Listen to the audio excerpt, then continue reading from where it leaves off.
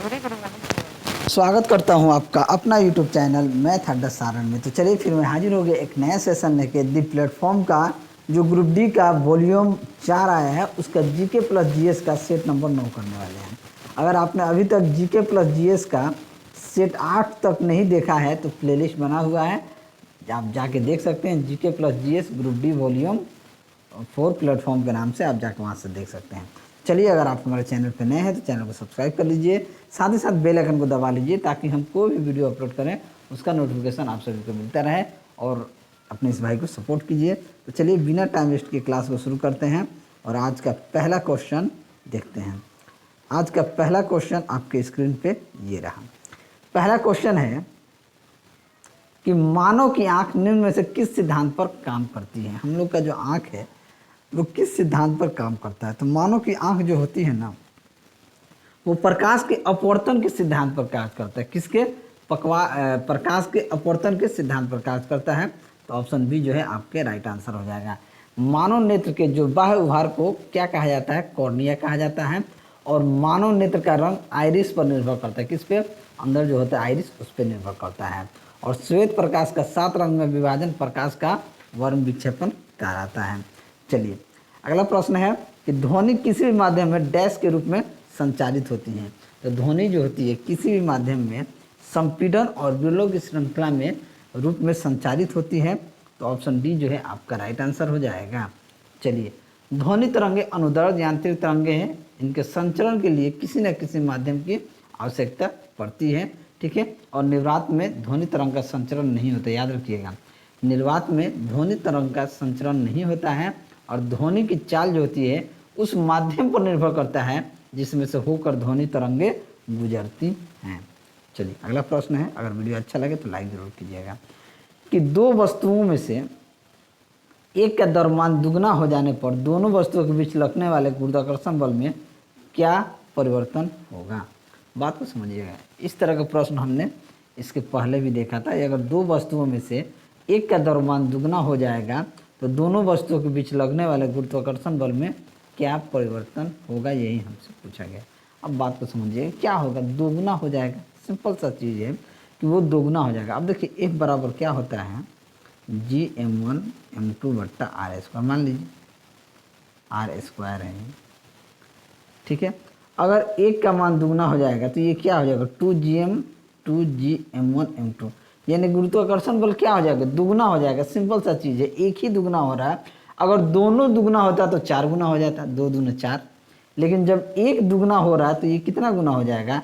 गुरुत्वाकर्षण बल दोगुना हो जाएगा। तो ऑप्शन बी जो होगा ये आपका सही उत्तर हो जाएगा। चलिए, वीडियो अगर अच्छा लगे तो लाइक ज़रूर कीजिएगा। कंजूसी तो आप लोग लाइक करने में बहुत करते हैं, लेकिन चलिए मेरा फ़र्ज है कहना। अगला क्वेश्चन है, यदि आवेश 10⁹ कूलाम तथा विभवांतर 10 वोल्ट हो तो उत्पन्न होने वाले ऊष्मा का मान क्या होगा? H बराबर क्या होता है जी? QV। H बराबर क्या होता है? QV। Q का मान कितना है? 10⁻⁹ वोल्ट और V का मान 10। क्या हो जाएगा? 10 के पावर 9 गुना 10, दोनों का बेस समान है, पावर 1 जुड़ जाएगा 10⁻10 जूल, यानी कि ऑप्शन डी जो होगा ये आपका सही उत्तर हो जाएगा। चलिए अगला प्रश्न है कि जब 10 ओम के प्रतिरोध पर 140 वोल्ट का विभवांतर लगाया जाता है तो इससे प्रवाहित होने वाली धारा की मात्रा परिकलित कीजिए। रेजिस्टेंस कितना दिया है जी? R बराबर 10 ओम, V बराबर 40, कह रहा है कि धारा I बराबर क्या होता है? V बट्टा R। V कितना है जी? 140, R कितना है? 10, एम्पियर कितना हो जाएगा? 14 एम्पियर। तो ऑप्शन ए जो होगा वो क्या हो जाएगा? आपका सही उत्तर हो जाएगा। बहुत सिंपल न्यूमेरिकल है। अगला प्रश्न, विरामावस्था से चलकर एक ट्रेन 2 मीटर पर सेकेंड स्क्वायर के एक समान त्वरण से 1 मिनट तक चलती है। इतने समय में ट्रेन द्वारा तय की गई दूरी क्या होगी? तय की गई दूरी क्या होगी? ठीक है, प्रारंभिक वेग तो 0 है, यानी कि u बराबर क्या है? 0। त्वरण दिया है 2 मीटर पर सेकेंड स्क्वायर, समय आपका दिया है 60 सेकेंड, टाइम कितना है? 1 मिनट। 1 मिनट का मतलब होता है कि 60 सेकेंड। दूरी पूछ रहा है, दूरी क्या होता है? अब ये पूरा चीज़ मिटाना होगा, या हम यहाँ लिखते हैं s बराबर ut plus half a t square. u जो प्रारंभिक वेग जो है 0 है, तो ये चीज़ 0 हो गया। हाफ a t स्क्वायर यानी कि 1, त्वरण कितना है 2, टी कितना है जी, समय कितना है 60 सेकेंड, तो 60 का स्क्वायर कितना हो जाएगा, 60 का स्क्वायर, ये 2 से 2 कट गया, 60 का स्क्वायर 3600, यानी कि 3600 मीटर हो जाएगा। तो ऑप्शन बी जो होगा वो क्या हो जाएगा, आपका राइट आंसर हो जाएगा। चलिए आगे बढ़ते हैं। अगला प्रश्न है कि नीलकंठ कहाँ का राजकीय पक्षी है। तो नीलकंठ जो है ये आंध्र प्रदेश का राजकीय पक्षी है। तो ऑप्शन सी जो है आपका राइट आंसर हो जाएगा। और सारस पक्षी जो होता है ये उत्तर प्रदेश का राजकीय पक्षी होता है। और दूधराज पक्षी जो होता है ये मध्य प्रदेश का। ठीक है, चलिए बिहार का राजकीय पक्षी क्या है, इसका आंसर आप लोग कमेंट में कीजिएगा। बिहार का राजकीय पक्षी क्या है, इसका आंसर आप सभी को कमेंट बॉक्स में करना है। गुड़ी पड़वा एक ऐसा शुभ दिन है जिसे मराठी हिंदू पारंपरिक रूप से नए साल की शुरुआत मानते हैं। यह किस हिंदी महीने में मनाया जाता है। तो गुड़ी पड़वा जो होता है ये चैत में मनाया जाता है। तो ऑप्शन बी जो है आपका राइट आंसर हो जाएगा। और भारत का राष्ट्रीय पंचांग 22 मार्च 1947 ईस्वी को शक संवत में अपनाया गया था। और चैत जो है भारतीय राष्ट्रीय पंचांग का प्रथम मास और फागुन राष्ट्रीय पंचांग का अंतिम दिन होता है। चलिए अगला प्रश्न है कि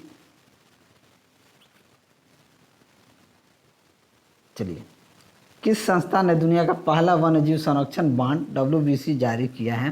तो किसने जारी किया है, तो वर्ल्ड बैंक ने यानी कि विश्व बैंक ने। तो ऑप्शन ए जो है ये आपका क्या हो जाएगा, राइट आंसर हो जाएगा। ये आपका रीजनिंग है। चलिए आगे बढ़ते हैं और अगला प्रश्न देखते हैं क्या है। अगला प्रश्न आपके सामने ये रहा कि यदि कोई कण किसी वृत्ताकार पथ पर गति करते हुए 2 सेकंड में 7 चक्कर लगाता है तो उसका कोणीय वेग क्या हो जाएगा। कोणीय वेग क्या होता है, d थीटा बटा dt। ठीक है, तो कोणीय वेग क्या हो जाएगा 2 पाई n बटा समय, यानी कि 2 गुने पाई का मान कह सकते हैं 22 बट्टा 7 गुने n कितना लगाता है 7 चक्कर लगाता है, समय कितना 2 से 2 कट गए 7 से 7 यानी कि 22 रेडियन पर सेकेंड। तो ऑप्शन ए क्या हो जाएगा, आपका राइट आंसर हो जाएगा। चलिए अगला प्रश्न है कि सभी वास्तविक प्रतिबिंब क्या होते हैं। सभी वास्तविक प्रतिबिंब जो होते हैं, सभी वास्तविक प्रतिबिंब पर्दे पर प्रतीत होते हैं, यानी कि पर्दा पर जो दिखाया जाता है वो वास्तविक प्रतिबिंब होता है। तो ऑप्शन सी जो है आपका राइट आंसर हो जाएगा। और वास्तविक प्रतिबिंब की विशेषता जो होती है ये सदैव उल्टा होता है, ये सदैव दर्पण के आगे बनता है। जब प्रकाश की किरण परावर्तन या अपवर्तन के बाद वास्तव में एक बिंदु पर जाके मिल जाती हैं। और आभासी प्रतिबिंब जो होता है ये सदैव सीधा बनता है, यानी ये हमेशा सीधा बनता है और इन्हें पर्दे पर प्राप्त नहीं किया जा सकता, ये दर्पण के पीछे बनता है। चलिए अगला प्रश्न है कि नाभिकीय अभिक्रियाओं में क्या संरक्षित रहता है। तो नाभिकीय अभिक्रियाओं में केवल कुल आवेश जो होता है वो संरक्षित रहता है। तो ऑप्शन ए जो है आपका राइट आंसर हो जाएगा। निम्नलिखित में से कौन सा अमाशय को प्रभावित करता है। तो अमाशय को प्रभावित कौन करता है, तो कॉलिक जो होता है ये अमाशय को प्रभावित करता है। तो ऑप्शन ए जो है ये आपका सही उत्तर हो जाएगा। चलिए अगला क्वेश्चन कि शरीर के धड़ से ऊपर रीढ़ की हड्डी में वृद्धि होना क्या कहलाता है। शरीर के धड़ से ऊपर, शरीर के धड़ से ऊपर जो होता है ये वृद्धि विंग कहलाता है। क्या कहलाता है, वृद्धि होना विंग कहलाता है। तो ऑप्शन बी आपका राइट आंसर हो जाएगा। चलिए अमीबियासिस के कारण क्या होते हैं। तो अमीबियासिस या अमीबा के कारण जो होता है पेचिस होता है, पेचिस। तो ऑप्शन बी क्या हो जाएगा, आपका राइट आंसर हो जाएगा। ये अक्सर दूषित भोजन या पानी के जरिए पेचिस जो है ये फैलता है। इस रोग में आंतों की सूजन के साथ खूनी दस्त भी होता है। चलिए अगला प्रश्न है कि भारतीय विश्वविद्यालय आयोग की गठन, भारतीय विश्वविद्यालय आयोग की गठन किस वर्ष में की गई थी। तो ये आपका 1902 ईस्वी में किया गया था। तो ऑप्शन डी जो है आपका राइट आंसर हो जाएगा। और किस मुगल सम्राट ने फतेहपुर सिकरी को अपनी राजधानी बनाया था। तो फतेहपुर सिकरी को अपना राजधानी जो है ये किसने बनवाया था। तो ये आपका अकबर ने फतेहपुर सिकरी को अपना राजधानी बनाया था। अकबर ने आगरा के स्थान पर फतेहपुर सिकरी को 1571 ईस्वी में राजधानी बनाया था। और फतेहपुर सिकरी में शेख सलीम चिश्ती का आश्रम भी है। चलिए सेवराय हिल्स भारत के निम्नलिखित में से किस राज्य में स्थित है। तो सेवराय हिल जो है ये तमिलनाडु में स्थित है। तो ऑप्शन बी जो है आपका राइट आंसर हो जाएगा। चलिए आगे बढ़ते हैं और अगला क्वेश्चन देखते हैं। अगर वीडियो आप सभी को अच्छा लगे तो लाइक ज़रूर कीजिएगा। अगला प्रश्न आपके सामने ये रहा। अगला प्रश्न है कि इनमें से कौन सी बीमारी सामान्यतः मच्छरों द्वारा फैलती है। तो मलेरिया रोग जो होता है ये किसके द्वारा फैलता है, मच्छर के द्वारा फैलता है। ठीक है, तो ऑप्शन डी आपका राइट आंसर हो जाएगा। पीलिया जो होता है ये लाल रक्त कोशिकाओं टूटने से तैयार होने वाला पदार्थ बिलिरुबिन के अधिक की वजह से त्वचा या आंखों का पीलापन हो जाता है। और गठिया में इसमें जोड़ों में लैक्टिक अम्ल जमा हो जाता है जिसकी वजह से पैर जो है दर्द करता है। और छोटी माता की बात की जाए ये विषाणु के कारण होने वाला रोग है। और मलेरिया जो होता है ये प्लाज्मोडियम परजीवी की वजह से होने वाला रोग है। और मलेरिया रोग से प्लीहा जो है प्लीहा प्रभावित होता है। निम्नलिखित में से कौन सा जल में घुलनशील है। जल में घुलनशील कौन है, फास्फोलिपिड, डाइसेक्राइड, लिपिड या पॉलीसेक्राइड। तो जो डाइसेक्राइड जल में क्या होता है, घुलनशील होता है। तो ऑप्शन बी जो है आपका राइट आंसर हो जाएगा। जल में घुलनशील विटामिन बी और सी भी होता है। इनमें से कौन सा पौधा मुख्य रूप से रेगिस्तान में पाया जाता है। तो रेगिस्तान में पाए जाने वाला पौधा की बात की जाए तो ये कैक्टस जो होता है ये आपका रेगिस्तान में पाया जाता है। तो ऑप्शन ए जो है आपका राइट आंसर हो जाएगा। चलिए अगला क्वेश्चन देखते हैं। अगला प्रश्न है कि नर प्रजनन तंत्र कौन से भाग में आनुवंशिक सामग्री पाई जाती है। तो नर प्रजनन तंत्र के शुक्राणु में आनुवंशिक सामग्री पाई जाती है। तो ऑप्शन बी जो है आपका राइट आंसर हो जाएगा। शुक्राणु निर्माण के लगभग 30 दिन तक जीवित रहते हैं। अगला प्रश्न है कि निम्नलिखित में कौन मानव शरीर में हड्डी नहीं है। मानव शरीर में हड्डी नहीं, कुल्हाड़ी जो होता है ये कुल्हाड़ी जो होता है मानव शरीर में हड्डी नहीं होता है। तो ऑप्शन डी जो है आपका राइट आंसर हो जाएगा। कान के अंदर कंपन 3 हड्डियां होती है अर्थात हथौड़े, निहाई और मध्य कान में रकाब द्वारा प्रवर्धित होते हैं। चलिए अगला प्रश्न है कि जातियों की संख्या के आधार पर सबसे बड़ा संघ कौन है। जातियों के संख्या के आधार पर अगर सबसे बड़ा संघ देखा जाए तो ऑर्थोपोडा है। क्या है, ऑर्थोपोडा है। तो ऑप्शन बी जो है आपका राइट आंसर हो जाएगा। ऑर्थोपोडा संघ के जंतुओं का शरीर जो होता है खंडयुक्त तथा टांगें जोरदार होती हैं। और इस संघ के जंतुओं का शरीर जो होता है ये 3 भागों सिर, धड़ तथा उदर में विभक्त हो जाते हैं। और ऑर्थोपोडा संघ के जंतुओं का शरीर काइटिन नामक आवरण से ढका रहता है। हेरात या हरा किरात हाल ही में किस राज्य केंद्र शासित प्रदेश में मनाई गई है। तो ये आपका जम्मू और कश्मीर में। तो ऑप्शन बी आपका सही उत्तर हो जाएगा। अगला प्रश्न है कि पश्चिम बंगाल में बुक्सा बाघ संरक्षित क्षेत्र को वर्तमान में चल रहे डैश से खतरा है। तो किससे खतरा है, तो पश्चिम बंगाल में बुक्सा बाघ संरक्षित क्षेत्र को वर्तमान में चल रहे डोलामाइट खनन से, किससे, डोलामाइट खनन से खतरा है। तो ऑप्शन सी जो है ये आपका सही उत्तर हो जाएगा। और बुक्सा टाइगर रिजर्व का 1983 ईस्वी में भारत के 15वें टाइगर रिजर्व घोषित किया गया था। और डोलामाइट मैग्नीशियम का एक एक्स होता है। डोलामाइट जो होता है ये मैग्नीशियम का एक एक्स होता है। चलिए अगला प्रश्न है कि भारतीय संविधान का कौन सा वर्ग बुनियादी कर्तव्यों से जुड़ा है। तो बुनियादी कर्तव्यों से कौन सा जुड़ा है, तो भारतीय संविधान का धारा 51A जो है ये बुनियादी कर्तव्यों से जुड़ा है। अनुच्छेद 36 से 51 के बीच राज्य के नीति निर्देशक सिद्धांतों का वर्णन किया गया है। और 86वें संविधान संशोधन अधिनियम 2002 द्वारा एक और मौलिक कर्तव्य को जोड़ा गया है। और वर्तमान में संविधान में मौलिक कर्तव्यों की संख्या कितनी है जी, तो 11। मौलिक कर्तव्य की संख्या कितनी है संविधान में, तो 11 है। पहले कितना था, 10 था। चलिए अगला क्वेश्चन देखते हैं। अगला क्वेश्चन आपके सामने ये रहा। क्वेश्चन है कि निम्नलिखित में से किस गैस का उपयोग ग्लोबल वार्मिंग पोटेंशियल GWP की गणना के लिए किया जाता है। तो ग्लोबल वार्मिंग पोटेंशियल की गणना के लिए कार्बन डाइऑक्साइड का उपयोग किया जाता है। तो ऑप्शन डी जो है ये आपका राइट आंसर हो जाएगा। और ग्लोबल वार्मिंग पोटेंशियल विभिन्न गैसों के ग्लोबल वार्मिंग प्रभावों की तुलना करने के लिए दिए गए समय में 1 टन कार्बन डाइऑक्साइड के उत्सर्जन के सापेक्ष किसी गैस की 1 टन का उत्सर्जन कितनी ऊर्जा उत्सर्जित करेगा करने की माप के लिए ये है। चलिए अगला प्रश्न है कि निम्नलिखित में कौन टिंडल प्रभाव को दर्शाता है। तो दूध जो होता है ना वो टिंडल प्रभाव को दर्शाता है। दूध ये टिंडल प्रभाव को दर्शाता है। दूध एक पॉइस कोलाइड विलयन होता है। जब कोलाइड विलयन से प्रकाश की किरण को गुजारा जाता है तो इनका किरणों का प्रकीर्णन जो होता है इस प्रभाव को टिंडल प्रभाव कहते हैं। और अन्य कोलाइड जो है रक्त, सोल, दूध, पायस, बादल, कोरा, एरोसोल इत्यादि भी हैं। चलिए अगला प्रश्न है कि एक ही तत्व या अलग अलग तत्वों के परमाणु एक साथ मिलकर डैश बना सकते हैं। क्या बना सकते हैं जी? एक ही तत्व या अलग अलग तत्वों के परमाणु एक साथ मिलकर क्या बना सकते हैं? तो अणु बना सकते हैं। तो ऑप्शन सी जो है आपका राइट आंसर हो जाएगा। निम्न में से कौन सा समूह सम इलेक्ट्रॉनिक श्रेणी में आता है? सम इलेक्ट्रॉनिक श्रेणी में कौन कौन आता है? तो यहाँ पे देखेंगे सम इलेक्ट्रॉनिक में कौन कौन आता है। सम इलेक्ट्रॉनिक में अगर देखा जाए यहाँ पोटेशियम, क्लोरीन, कैल्शियम, सीजियम, ठीक है। तो ये सब क्या हैं? सम इलेक्ट्रॉनिक श्रेणी में आते हैं। तो ऑप्शन सी क्या हो जाएगा? आपका राइट आंसर हो जाएगा। चलिए अगला प्रश्न है कि वह प्रक्रिया जिसमें अम्ल और क्षार अभिक्रिया करके लवण और जल बनाते हैं डैश अभिक्रिया कहलाती है।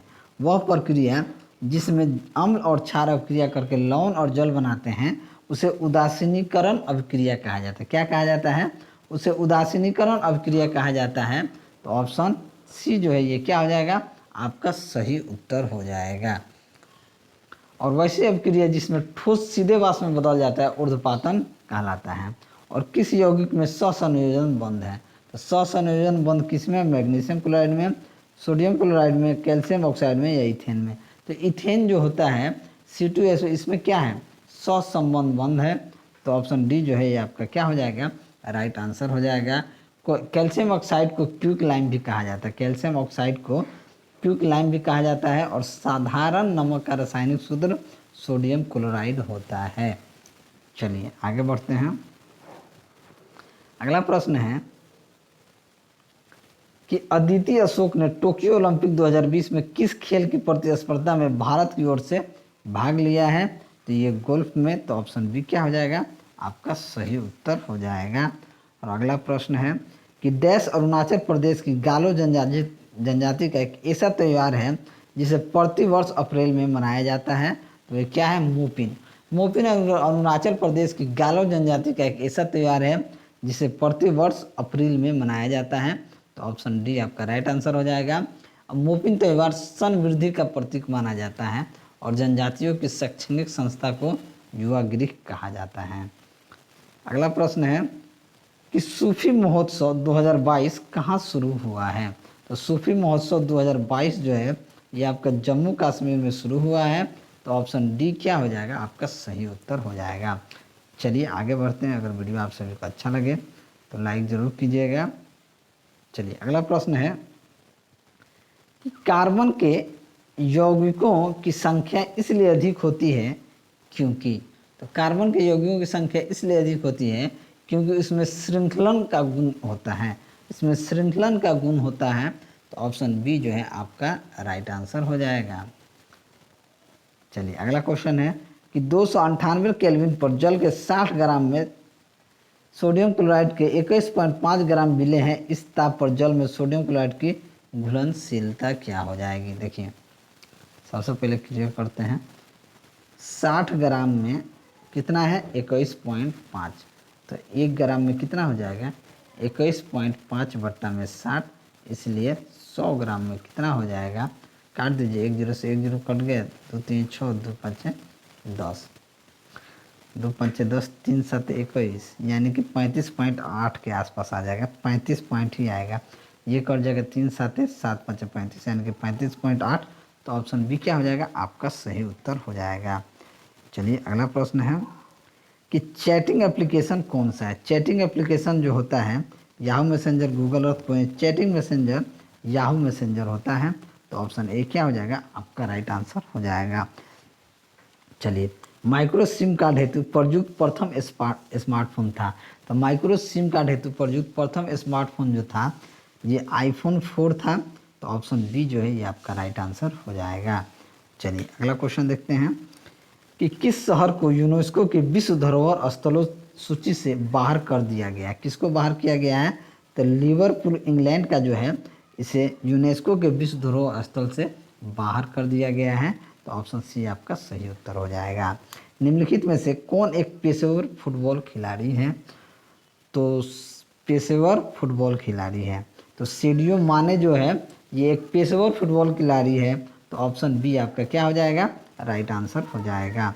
चलिए अगला प्रश्न है कि हाल ही में किसे Pandit Hariprasad Chaurasia life achievement award से सम्मानित किया गया है? तो ये उस्ताद अहमद अली खान को सम्मानित किया गया है। तो ऑप्शन ए क्या हो जाएगा? आपका राइट आंसर हो जाएगा। और हम भारतीय संविधान को अपनाने के उपलक्ष्य में हर वर्ष डैश को संविधान दिवस मनाते हैं। तो 26 नवंबर को हम क्या मनाते हैं? संविधान दिवस मनाते हैं।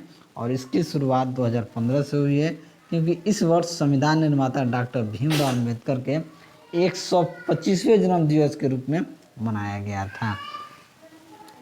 चलिए अगला प्रश्न है कि नीति आयोग ने भारत के भू स्थानिक ऊर्जा मानचित्र को लॉन्च करने के लिए निम्नलिखित में से किस संस्था के साथ सहयोग किया है? तो किसके साथ सहयोग किया है? तो ये इसरो के साथ। तो ऑप्शन ए आपका क्या हो जाएगा? राइट आंसर हो जाएगा। तो चलिए अगर आप सभी को वीडियो अच्छा लगा तो वीडियो को लाइक कीजिए, दोस्तों में शेयर करें। अगर आप हमारे चैनल पर नए हैं तो चैनल को सब्सक्राइब करें। मैं ऐसे ही वीडियो लेकर आपके सामने हाजिर होता रहूँगा। चलिए मिलते हैं अगले वीडियो में, तब तक के लिए जय हिंद।